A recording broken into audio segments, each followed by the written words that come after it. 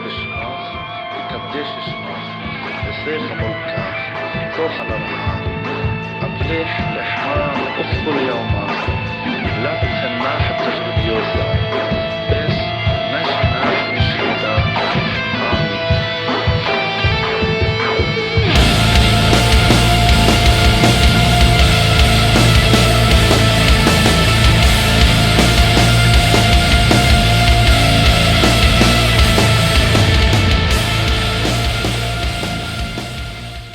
Today we're speaking with one of the biggest names in metal, Soulfly frontman Max Cavalera. How are you, Max? Thanks for speaking with me.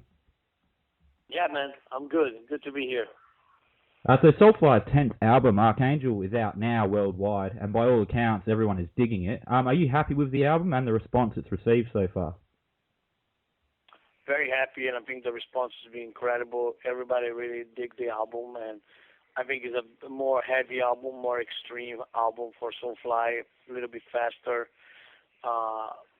almost like death metal in a way, which I think is really, really awesome that we're doing that. And it's getting great reviews all over the world, and a lot of people really like it. So I couldn't be any happier for the record. It is a different record. It was done in a different way, and I was very anxious to see the reaction of the fans. But I think a lot of the fans gonna really like this record, and we can't wait to be on the tour for this one. It certainly is a lot heavier a record. What was different this time around?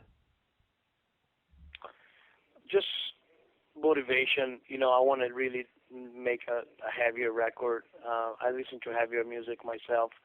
My favorite bands are stuff like Behemoth, Watain, you know, Full of Hell, Noisem, Nails, King Parrott. So I want to make an album that reflects the music I listen to, and Archangel is that album, you know, so I'm very happy with it. And what inspired the title, Archangel? The title is actually about something that my mother told me, that this year is the year of St. Michael the Archangel. So I decided to make a record about that, about this being his year, and I think it's a great name anyway, you know, just a simple name, Archangel, with the album cover with Archangel Michael. It was like the idea that I had for the album. The album cover came out better than I thought. The artist did a great job, and I really think it was the right album to make. You know, we needed something different, and Archangel is different, so it was the right thing to do. Absolutely. There's several themes that are prevalent throughout the album, such as religion and spirituality and even magic. Were there any messages in particular you wanted to get across, or was it all inspired by it being this year? Not really message, but just kind of like, you know, make an album that has got cool content on it. And I thought some biblical stuff goes really well with metal, like Sodomites, for example, the story of destruction of Sodom. Really goes great with metal music. It's just powerful story. The Old Testament has all these powerful stories that if you mix to them with metal, they just sound amazing and awesome. But I didn't want the whole record to be just biblical. That's why I wrote songs like We Sold Our Souls to Metal and Live Life Hard and Deceiver. Also to combine with the biblical songs and makes it into something really, really killer and really strong. And I think we did that. You know, I think that's why the album is so exciting, because all of that is together in the same record, and it makes it into a more powerful kind of record. For sure. And this is the second Soulfly record to feature your son Zyon on drums, and this time around he really seems to have come into his own. Do you think that's a fair statement? Zyon is really growing as a drummer. You know, he really he started. Savages was his first album, but he was kind of really green, really fresh on it. And I saw him becoming a better drummer when we went on tour, and he got to play better. And I knew he could make a better album. And I told Matt High to tap into his energy and his brutal energy, and Matt did that. So I think Archangel really captured Zyon at his natural element, he's kind of like a wild beast on the stage, like a wild animal. And I think we captured that on Archangel. Some of the drum rolls on Archangel are insane, and I'm so happy with the drumming on the album that I couldn't be any happier for the kid. Yeah, absolutely. He did a standout job. And the other guests, well, there's a few special guests on the album, but they also include your other son Richie and your brother Igor. How active were they in writing and arranging their parts for Mother of Dragons? There was an idea because the song is about their mother. You know, it's a kind of an honor song for the mother, and people call my wife the Mother of Dragons, which is the mother of the kids. So we decided to make a song about that, and I have the kids singing on it. So Richie wrote his own lyrics, Igor wrote his own lyrics, and we also had Anahit from Iran, a girl from Iran, singing on it too. And the original song was all fast. It was like a full thrash song, but in the studio we kind of made it a little bit longer and added a heavy part in the end. But I think it was great, and it's a great song to close the album with because it closes with some kind of a tribute to their mother, and I think it's really cool. It was a different way to close the record, you know, so I think it's, you know, the more different things you can do for the album, the better. Now, the album also features guest performances from Todd Jones of Nails and Matt Young from Australia's own King Parrott. How did these collaborations come to be?